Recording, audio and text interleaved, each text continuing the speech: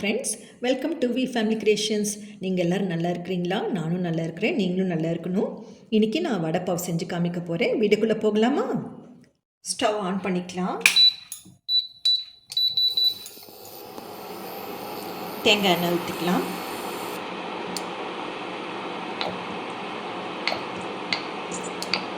உள்ள போதும் 3 ஸ்பூன் இருக்கும் இது. இப்போ கடுகு போட்டுக்கலாம், 1/2 ஸ்பூன் போட்டுக்கலாம்.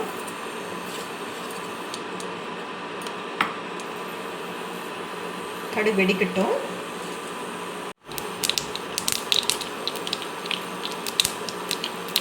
கடுகு கொஞ்சம் நல்லா வெடிக்கட்டும்.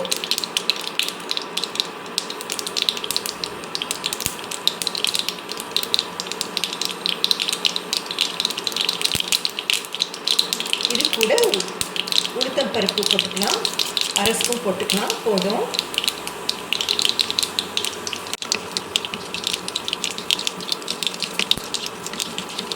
போட்டுக்கலாம். இங்கே போட்டதுக்கப்புறம் 2 மீடியம் சைஸ் வெங்காயம் எடுத்துக்கலாம். நான் கட் பண்ணி வச்சுருக்கேன்.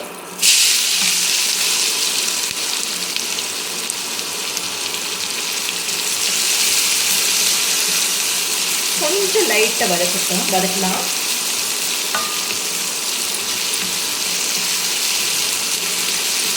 கொஞ்சம் கலர் சேஞ்ச் ஆனதுக்கப்புறம் தக்காளி போட்டுக்கலாம். இதில் கொஞ்சம் மஞ்சள் ஆட் பண்ணிக்கலாம். கொஞ்சம் 1/4 ஸ்பூன் போதும்.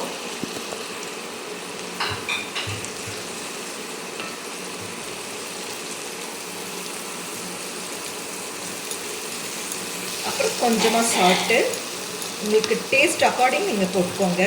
நான் கொஞ்சமாக போட்டுக்கிறேன் இதில்.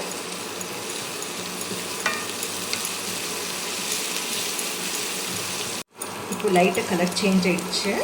இப்போது தக்காளி, ஒரு தக்காளி நான் எடுத்துருக்கேன், மீடியம் சைஸ் தக்காளி. இது போட்டுக்கலாம். இது கொஞ்சம் அப்படியே வதக்கலாம். இப்போ என்ன பண்ணலான்னா மிளகு பொடி ஆட் பண்ணிக்கலாம், சில்லி பவுடர். சில்லி பவுடர் வந்து ஒரு ஸ்பூன் நான் எடுத்திருக்கேன். நான் ஒரே ஒரு ஸ்பூன் தான். இது அப்படியே மிக்ஸ் பண்ணிக்கலாம். இல்லை ஆம்ச்சூர் பவுடர் போட்டுக்கலாம், ட்ரை மேங்கோ சொல்கிறாங்க இல்லையா, அது போட்டுக்கலாம். இது 1/2 ஸ்பூன் தான் எடுத்திருக்கேன் நான். இது 1/2 ஸ்பூன் போதும். நிறைய போட்டால் புளிப்பாயிடும் உங்களுக்கு. அப்புறம் கரம் மசாலா 1/4 ஸ்பூன் எடுத்திருக்கேன் ஸ்மெல்லுக்காக. இதெல்லாம் நல்லா மிக்ஸ் பண்ணுங்க. ஆச்சு முடிஞ்சது வேலை. என்ன லாஸ்ட்டு ஒரு வேலை தான் பாக்கி இருக்குது. இப்போ லாஸ்ட்டு சொன்னது எதுனா இதுதான் சொன்னேன் நான். கொத்தமல்லி இலை அப்புறம் கருவேப்பிலை, இது 2 இதில் போட்டுக்கலாம்.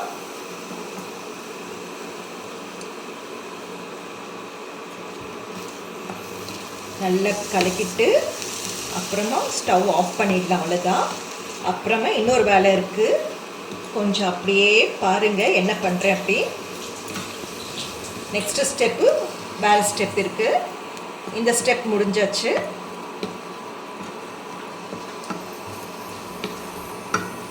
ஆஃப் பண்ணிடலாம், போதும். இது நல்லா ஆறட்டும். ஆறினதுக்கப்புறம் உருண்டை பிடிச்சிக்கலாம். நம்ம உருண்டை வச்சாச்சு நானுங்க. இப்போ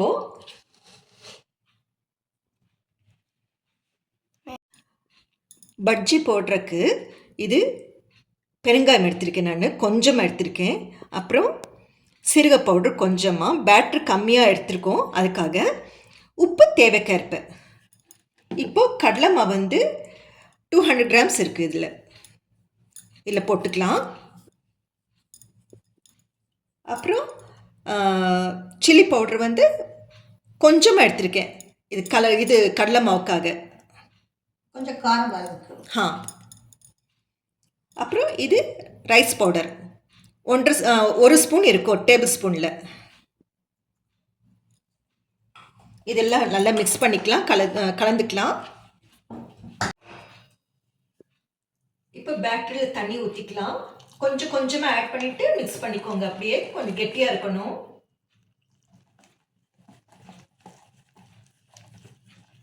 உடனே அதிகமாக ஊற்றாதீங்க, கொஞ்சம் கொஞ்சமாக ஊற்றிட்டு பண்ணுங்க. நீங்கள்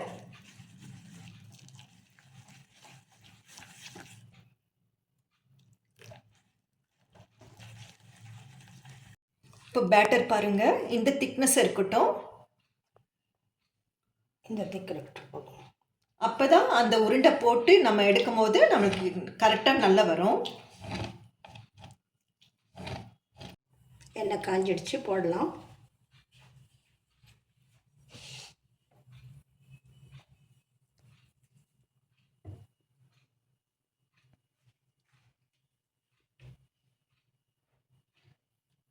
கொஞ்சம் தண்ணி விடலாம் போட்டிருக்குமா, ரொம்ப கெட்டியாக இருக்குது.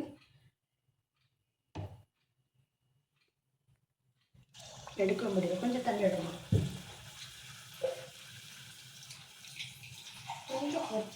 கொஞ்சம்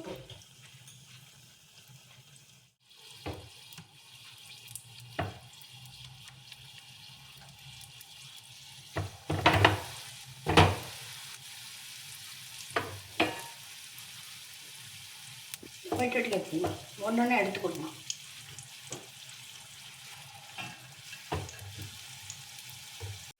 அதிகமாக போட வேண்டாமா?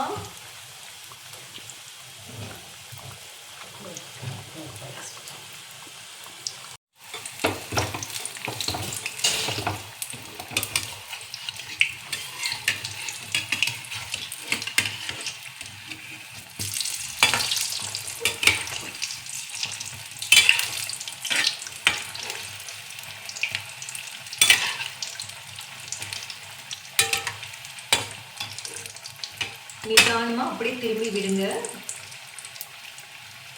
அப்புறம் லைட்டாக தீஞ்சிருக்கும்.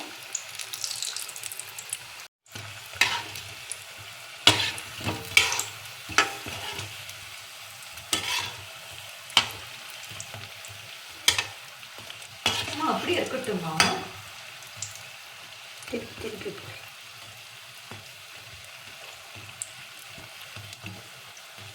இது போதும். இப்போ எடுத்துக்கலாம்.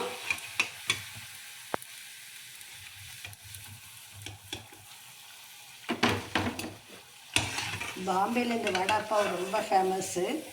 வடாப்பாவ் சாப்பிடாதவங்க யாருமே இருக்க மாட்டாங்க.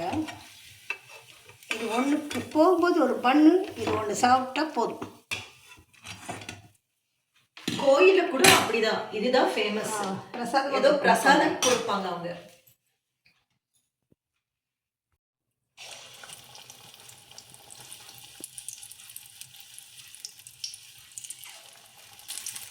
அங்கே கோயில்னா சாமி பிரசாதம்னா எல்லாரும் ஓடுவாங்க. நாங்களும் பாம்பேயில் இருக்கும்போது அப்படி வடை கோயில் பிரசாதம் வாங்கி சாப்பிட்ருவோம்.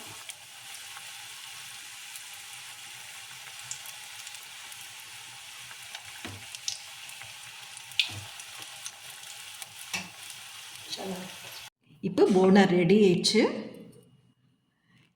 அப்புறம் கொஞ்சம் மாவு மீதி இருந்துச்சு, அதில் நாங்கள் ஆனியன் பக்கோடா பண்ணிட்டோம். நாங்கள் எப்படி தான் கொஞ்சம் மாவு இல்லையும் என்ன செய்வோம், ஆனியன் பக்கோடா சாப்பிட்லன்னா எங்களுக்கு திருப்தி ஆகாது. ஆனால் இது சாப்பிடுவோம். எப்போ போண்டா செஞ்சாலும் நாங்கள் ஆனியன் போண்டா கண்டிப்பாக செஞ்சு நாங்கள் சாப்பிடுவோம். எனக்கு அது ரொம்ப பிடிக்கும், நல்லா இருக்கும்.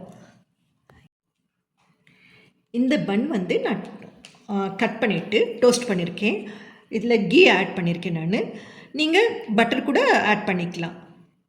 அங்கே வந்து பாம்பேயில் என்ன பண்ணுவாங்க, அவங்க வந்து வெறும் பன் தான் கொடுப்பாங்க. பன்னு அப்புறம் இந்த போண்டா கொடுப்பாங்க, அவ்வளோதான். ஆனால் அவங்க வந்து டோஸ்ட் பண்ண மாட்டாங்க, டைம் இருக்காது, சும்மா அப்படியே கொடுப்பாங்க. நம்ம வீட்டிலன்னா கால்வாசி கட் பண்ணி போண்டா வச்சு கொடுப்போம். போண்டா வச்சு கொடுப்பாங்க, ஆனால் டோஸ்ட் பண்ண மாட்டாங்க அவங்க.